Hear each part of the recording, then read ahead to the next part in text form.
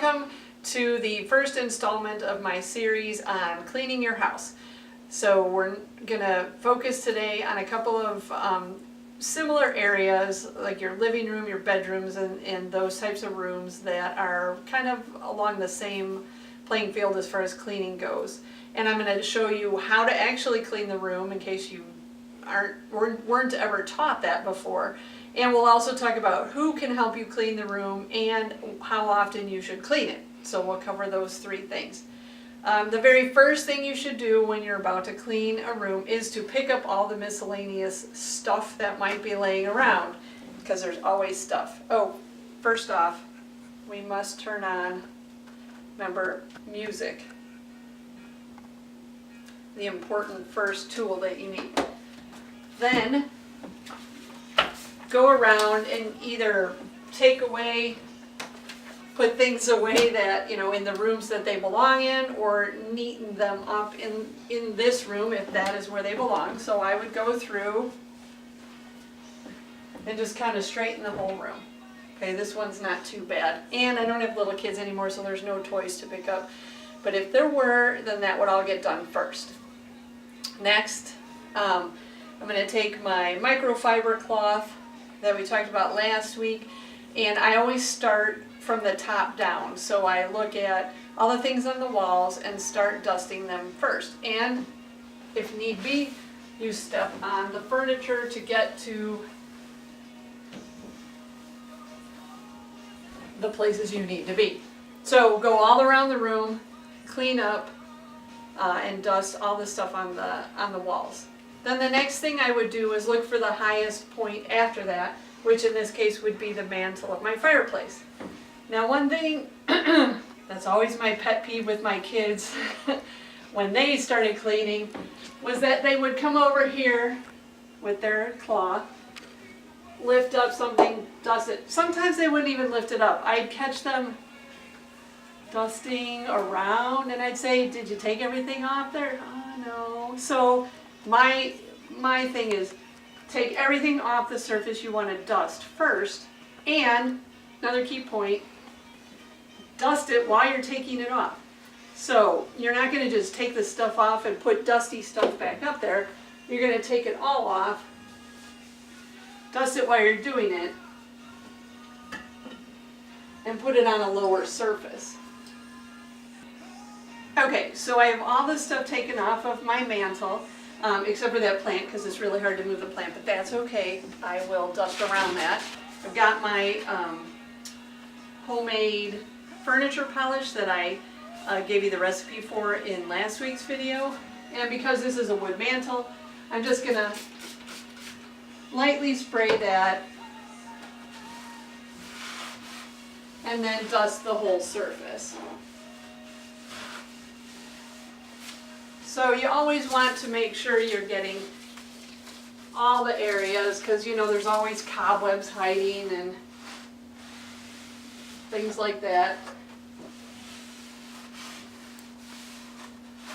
So once the surface is dusted, then you just go ahead and put everything back up on the surface, because that's all been dusted, and so now the entire surface and all of its contents are nice and clean.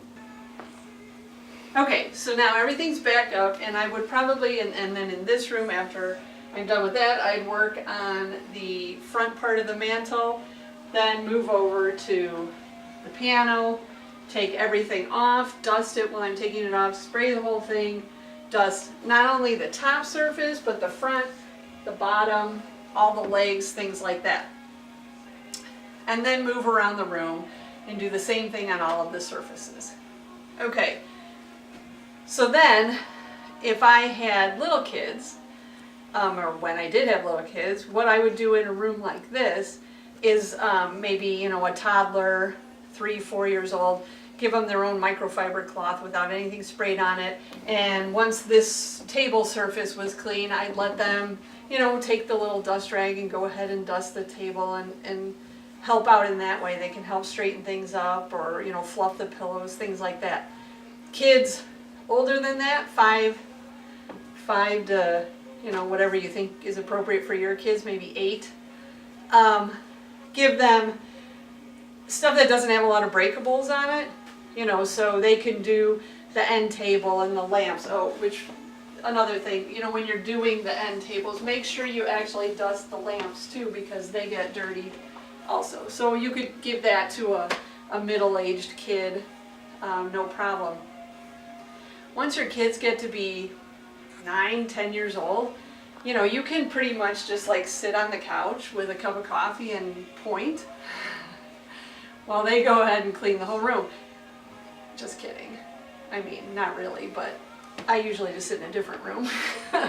So when my kids clean a room like this, they will divide it up depending on how many kids are in this room, or they'll split themselves up, maybe 2 in this room, 2 in the family room, 2 in the dining room, that kind of thing. And then they'll divide and conquer. So one kid will take all the end tables, the other one will take the piano and the mantle, stuff like that.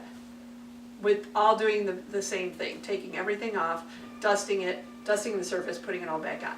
So really, you can clean out, you know, a room like this size with 2 kids in no time.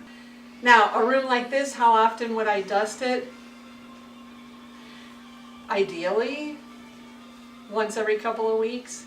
We usually would entertain enough with birthday parties or rosary night or whatever, that we'd be having people come in our house at least once a month.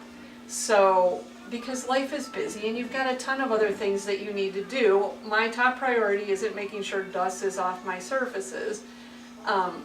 So once a month, usually before one of these events, everybody pitches in on a day, whatever it is, Friday morning, Saturday morning, whatever works. And within an hour or 2, we have the whole house clean. So you can dust. You know, obviously if it's just you, it's going to take a little bit longer to do it. But I would say if you have people in your house, just kind of make your cleaning schedule around that. If not, don't stress about it. Every couple of weeks, if you can swing it once a month for sure, you know, is probably a good rule of thumb. So now let's just go take a look at a bedroom, because there's a couple of other pointers in there.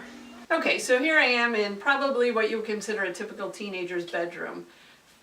Unmade beds, clothes on the floor, books everywhere.